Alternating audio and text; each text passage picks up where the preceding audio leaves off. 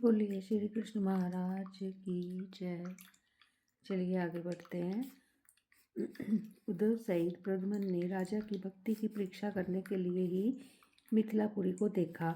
वहाँ के सभी वीर कवच और शस्त्र धारण करके माला और तिलक से सुशोभित थे। वे सब के सब माला द्वारा श्री कृष्ण का नाम का जाप करते थे।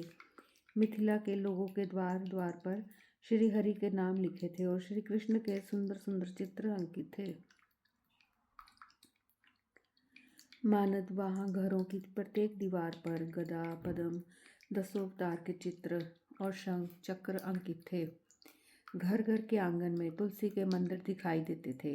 इस तरह मिथिला के महलों को देखते हुए उन्होंने वहाँ के लोगों पर दृष्टिपात भी किया, जो सबके सब माला तिलकधारी भगवत भगत थे। उन्होंने केसर अथवा कुमकुम के 12 तिलक लगा रखे थे। वहाँ के ब्राह्मण गोपी चंदन की मुद्राओं से चर्चित शांत स्वरूप तथा उदर पुंड्रधारी थे। उनके अंगों पर हरि मंदिर के चित्र अंकित थे। ललाट में गदा की मुद्रा, सिर पर हरिनाम और दोनों भुजाओं में चक्र शंख पद्म कुर्म और मत्स्य अंकित थे। कितने ही लोगों ने मस्तक पर धनुष और बाण के चित्र तथा हृदय में नंदक नामक खड़ग मुसल और हल्के चिन्ह धारण कर रखे थे। राजन तदंतर प्रद्युम्न ने देखा, वहाँ की गली गली में कुछ मनुष्य भागवत सुन रहे थे। दूसरे लोग हरिवंश और महाभारत नामक इतिहास श्रवण कर रहे हैं। कुछ लोग संत कुमार संहिता, वशिष्ठ संहिता, याज्ञवल्क्य संहिता, पराशर संहिता, गर्ग संहिता, पौलस्त्य संहिता और धर्म संहिता आदि का पाठ कर रहे हैं।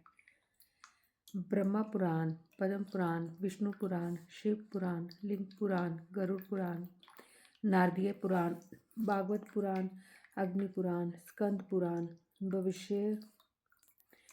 भविष्णु पुराण, ब्रह्मवैवर्त पुराण, वामन पुराण, मार्कंडेय पुराण, वारा पुराण, मत्स्य पुराण, कूर्म पुराण तथा ब्रह्मांड पुराण, इन सब पुराणों को गली गली में घर घर में वहाँ के सब लोग सुनते थे। कुछ लोग श्री राम चरणामृत से पूर्ण वाल्मीकि के महाकाव्य रामायण का पाठ करते थे। कुछ लोग स्मृतियों के और कुछ ब्राह्मण वेद त्रय के स्वाध्याय में लगे थे। कुछ लोग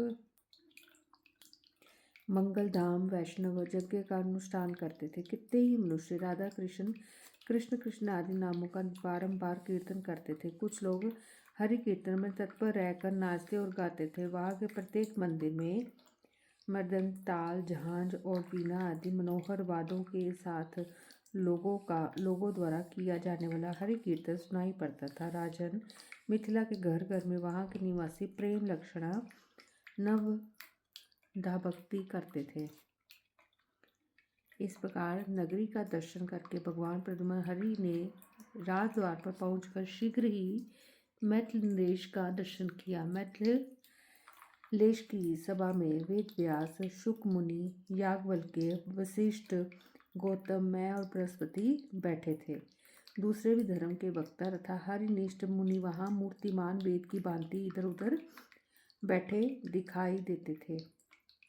नरेश्वर, मैथिलेंद्र, धृति वहाँ भक्तिभाव से नतमस्तक होकर बलदेव जी की चरण पादुका की विधिवत पूजा कर रहे थे। वे श्री कृष्ण और बलदेव के मुक्तिदायक नामों का जाप भी करते जाते थे। शिष्य सही ब्रह्मचारी को आया देख राजा ने उठकर नमस्कार किया। उनकी पादे आदि उपचारों से विधिवत पूजा करके मैथिलेश्वर राजा धृति दोनों हाथ जोड़कर उनके आगे खड़े हो गए।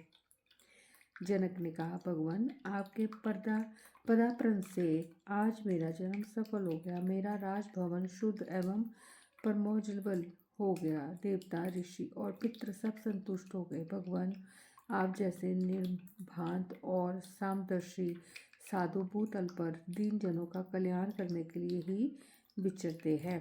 ब्रह्मचारी बोले, राजसिंह आप धन्य हैं, आपकी ये मिथिलापुरी धन्य है तथा विष्णु भक्ति से भरपूर आपकी सारी प्रजा भी धन्य है। जनक ने कहा, प्रभु ना तो ये नगरी मेरी है, ना प्रजा मेरी है, ना ग्रह तथा धन्य धान्य मेरे है। स्त्री पुत्र और पौत्र आदि मेरे पास जो कुछ है वह सब भगवान श्री कृष्ण का ही है। साक्षात परिपूर्णतम भगवान श्री कृष्ण स्वयं असंख्य ब्रह्मांडों के अधिपति होकर गोलोक धाम में विराजते हैं। वे पुरुषोत्तम एक होकर भी स्वयं ही वासुदेव, संकर्षण, प्रद्युम्न और अनिरुद्ध इन चार वीरों के रूप में भूतल पर प्रकट हुए हैं। महामुनि ब्राह्मण शरीर, मन, वाणी, बुद्धि अथवा समस्त इंद्रियों द्वारा मैंने जो भी पुण्य कर्म किया है वह सब भगवान श्री कृष्ण को समर्पित है। ब्रह्मचारी ने कहा, महाभाग विष्णु भक्त शिरोमणि विदेवराज, तुम्हारी भक्ति से संतुष्ट हो भगवान श्री कृष्ण तुम्हें सायुज मोक्ष प्रदान करेंगे। जनक बोले, ब्राह्मण, मैं आप जैसे श्री कृष्ण भक्त महात्माओं का दास हूँ। मैंने अपने मन में किसी हेतु अथवा कामना को स्थान नहीं दिया है, अतः मैं एक तत्व जहाँ सायुज्य रूपा मुक्ति नहीं पाना चाहता।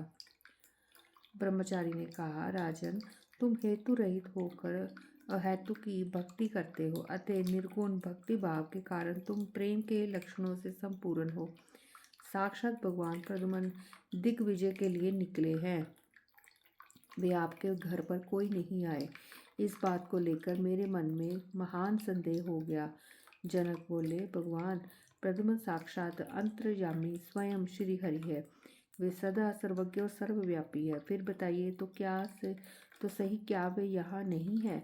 ब्रह्मचारी ने कहा, यदि ज्ञान दृष्टि से भी तुम श्री कृष्ण कुमार प्रद्युम्न को यहाँ निरंतर स्थित मानते हो तो दिव्य दृष्टि वाले प्रहलाद की भांति तुम यहाँ उनका प्रत्यक्ष दर्शन कराओ। श्री नारद जी कहते हैं, बहुलाश्व, ये सुनकर महाभागवत राजा धृति ने अपने मुख पर अश्रुधारा बहाते हुए गदगद वाणी में कहा। जनक बोले, यदि मेरे द्वारा भगवान श्री हरि की इस भूतल पर अहेतु की भक्ति की गई है तो श्री हरि के पुत्र प्रद्युम्न मेरे सामने प्रकट हो जाए। यदि मैं श्री कृष्ण भक्तों का दास हो, यदि मुझ पर उनकी कृपा हो और यदि सर्वत्र मेरी श्री कृष्ण बुद्धि हो तो मेरा ये मनोरथ पूर्ण हो जाए।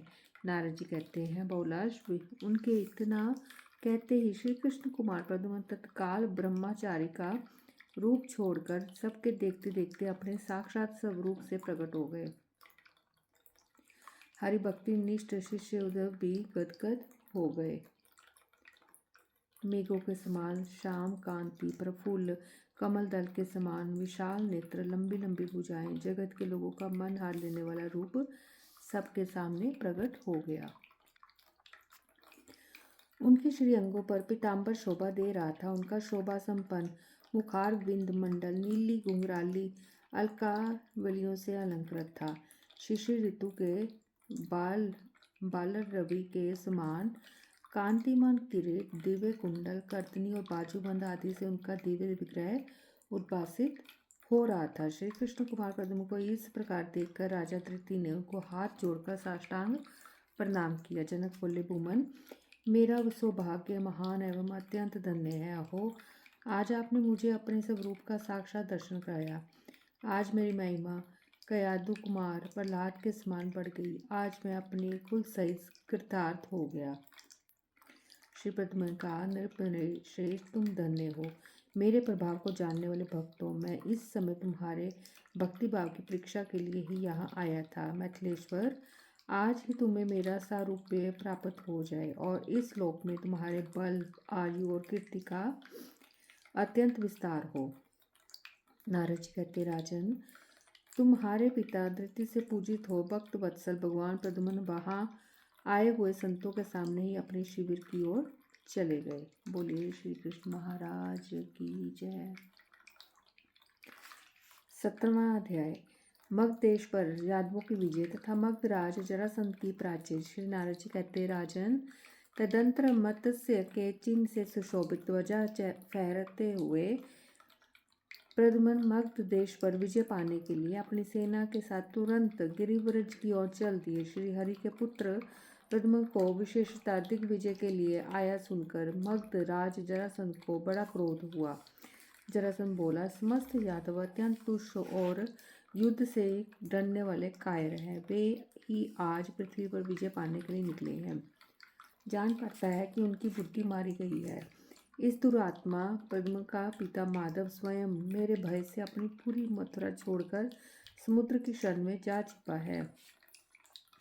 प्रवर्षण गिरी पर मैंने बलराम और कृष्ण को बलपूर्वक भस्म कर दिया था, किंतु ये छल पूर्वक वहां से भाग निकले और द्वारका में जाकर रहने लगे।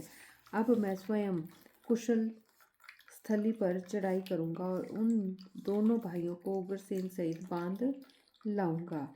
समुद्र से गिरी हुई इस पृथ्वी को यादवों से शून्य कर दूंगा। नारद जी कहते, राजन, यो कहकर बलवान राजा जरासंध 23 अक्षौहिणी सेना के साथ गिरिराज नगर से बाहर निकला। मगधराज के हाथियों की विशाल सेना थी। उन हाथियों के मुख पर गौमूत्र, सिंदूर राशि एवं कस्तूरी द्वारा पत्र रचना की गई थी। उनके गणस्थलों से मद की धारा बह रही थी। वे हाथी ऐरावत कुल में उत्पन्न होने के कारण 4 दांतों से सुशोभित थे और सूंड की फुंकारों से बहुसंख्यक वृक्षों को तोड़कर फेंकते चलते थे। उन गजराजों से मगधराज की वैसी ही शोभा हो रही थी जैसे मेघों से भगवान इंद्र की होती है। राजन, देवताओं के विमानों के समान आकार वाले अगणित रथ उनके साथ चल रहे थे, जिनके ऊपर ध्वज फहराते थे। सारस बैठे थे, चंवर डुल रहे थे और चंचल पहियों से धर धर धमनी प्रकट हो रही थी। वायु के समान वेगशाली तथा विचित्र विचित्र वर्णमाले मदमत अश्व सुनहरे पट्टे और हार आदि से सुशोभित थे। उनकी शिखाओं एवं बागडोरों के ऊपरी भाग में चंवर कलंगी सुशोभित थे। कवच धारण किए तथा हाथों में ढाल, तलवार एवं धनुष लिए वीरजन विद्याधरों के समान शोभा पाते थे। उन सब के साथ महाबली मगधराज युद्ध के लिए निकला। दुदुम्बियों की दुनकारों और धनुषों की टंकारों से दिशाएं निनादित हो रही थी। धरती डोलने लगी और सैनिकों द्वारा उड़ाई गई धूल से आकाश छा गया। मैथिल, जरासंध की वह सेना उमड़ते हुए प्रलय सागर के समान भयंकर थी। उसे देखकर समस्त यादव विस्मित हो गए। बोलिए श्री कृष्ण महाराज की जय। ओम नमो भगवते वासुदेवाय नमः। ओम नमो भगवते वासुदेवाय नमः। ओम नमो भगवते वासुदेवाय नमः। ओम नमो भगवते वासुदेवाय नमः। ओम नमो भगवते वासुदेवाय नमः। ओम नमो भगवते वासुदेवाय नमः। ओम नमो भगवते वासुदेवाय नमः। ओम नमो भगवते वासुदेवाय नमः। ओम नमो भगवते वासुदेवाय नमः। ओम नमो भगवते वासुदेवाय नमः। ओम नमो भगवते वासुदेवाय नमः। भक्तजनों, सनातन धर्म से जुड़े रहिए। सनातन पुराण चैनल को आप सब्सक्राइब करें। आपका एक लाइक, एक शेयर मेरी सेवा को रोशनी देगा। धन्यवाद। बोलिए श्री कृष्ण महाराज की जय।